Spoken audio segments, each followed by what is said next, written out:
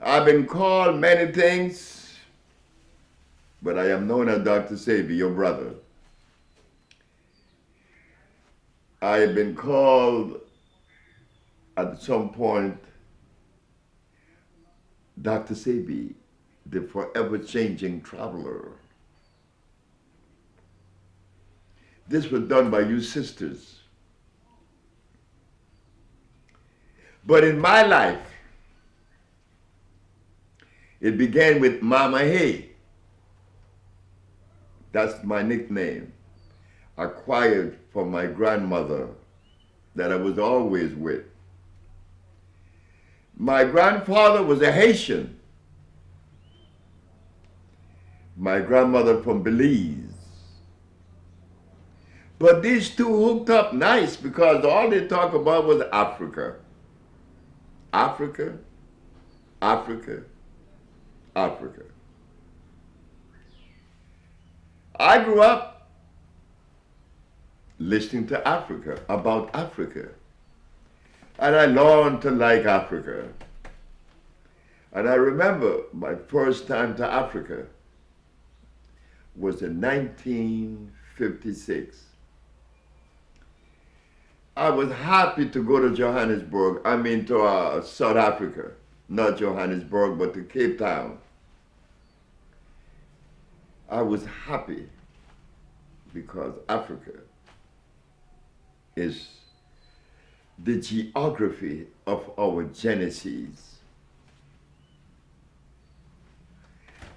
But over the years, all I could hear about Africa from the people in New Orleans and round and about these Africans.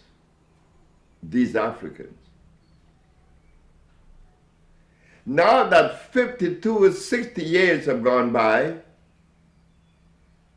I no longer hear this African. I hear this African descendant. I don't know who is an African descendant. I am an African or not? What is it? I am an African. My DNA is not an African descendant.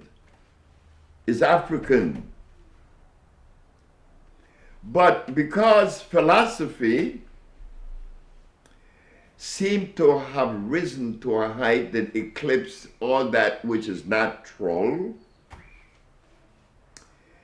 Africa representing the natural doesn't look too encouraging.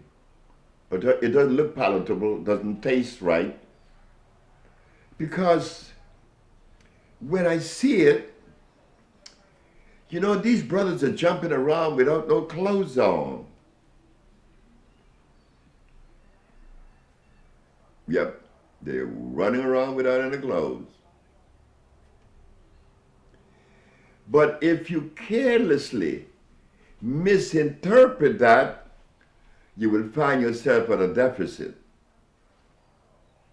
You see the body breathe through the skin, not only the nostrils. When you take your clothes off, you immediately relax. It doesn't cost any money. But I am subjected to the philosophy of the existing times. I was told that I was a sinner and a savage, and that I dance in fire. All this was said about me. And I am listening to all of this all through my life. And do you know that I have never heard anyone in the field of anthropology, archaeology, paleontology, that really describes the African the way he should be described, but a Mexican? A Mexican is going to talk about Africa the way that I have never heard. So I grew up with this Africanness in me, not able to put it in any perspective because everybody is anti-Africa. It was about Herodotus and Pliny. It was about philosophy. And Africa didn't have a philosophy. What you mean? They cannot compete. Compete in what? And why they needed a philosophy. So I grew up hoping that one day I would be able to see beyond the negative. And boy, did that day come. That day came. It came in the form of a dream. And I began to pay attention. Remember when they said to us, honor thy mother and thy father? Well, where did our mother and father came from? The jungles of Africa. But what did they say about the jungles? It's nasty. It's dangerous. But in reality, it is clean. It is alkali. It is electrical. So yes, I have turned my eyes on Africa and I have learned a lot and still learning. Today, Dr. Sebi was invited with some of the presidents and secretary to the president of Guinea to come and heal him and others. Why should I go to Africa to heal someone that represent the genesis of our beginning? Oh, it's easy to understand that. It isn't that the African is handicapped or that he doesn't have the science or the way to get to from A to B. He never had to do it. You see, Africa was never sick. Africa became sick in the last 500 years. Prior to 500 years, Africa didn't have any vaccine. Africa didn't have any Ebola. Africa didn't have any AIDS, and Africa didn't have any protein. Today, my home is sick. Africa is sick. Is it my duty to stand by, sit by, and see that a lot of things is being offered to the continent that I know affects the biology of the people, eventually weakening the fiber of the country? Africa is sick, but yet they are pumping them up with vaccines, with all kinds of serums and proteins. They are selling Africa shiploads of chicken, shiploads of pork meat, and cancer is being found in Congo at age 8, something never before heard of. Sebi, I am not the most important person in the arrangement of the black world. I am the least of the important person in the black world. All I am is a servant, you know. So what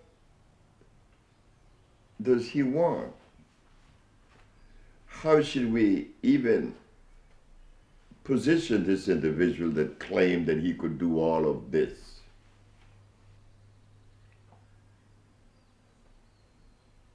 I am a son of Africa. You cannot deny that of me.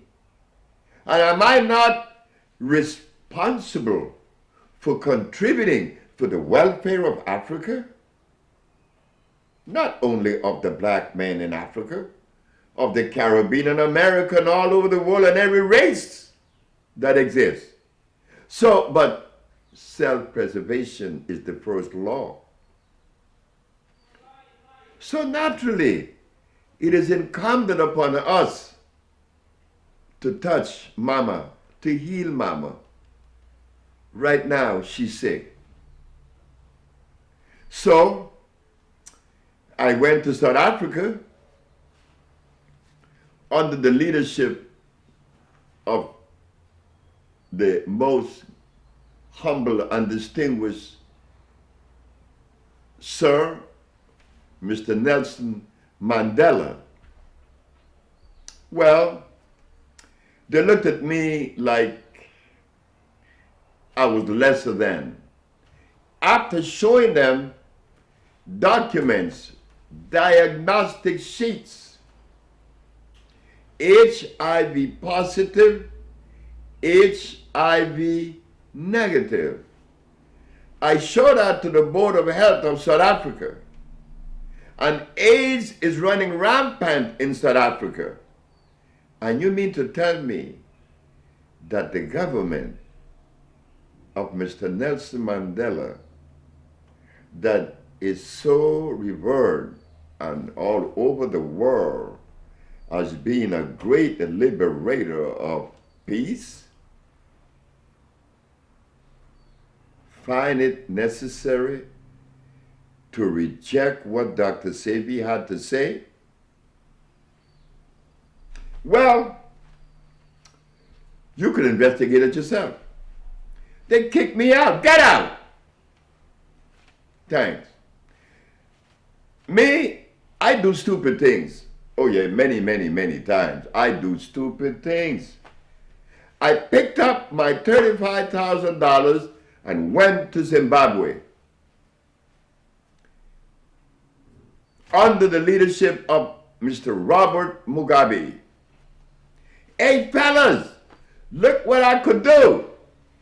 And while I was there were children that were never supposed to walk was walking and playing ball. Women that had diabetes no longer had diabetes. Get out! Wow. Hey, what's going on with me? Something wrong with me. It's not Mugabe, it's not Zimbabwe. Something is wrong with me. They keep kicking me out. Then they kicked me out of Dominica. They said, nigga, get out. Wow. So, you know, after they done that to you quite a few times, you begin to take inventory of yourself.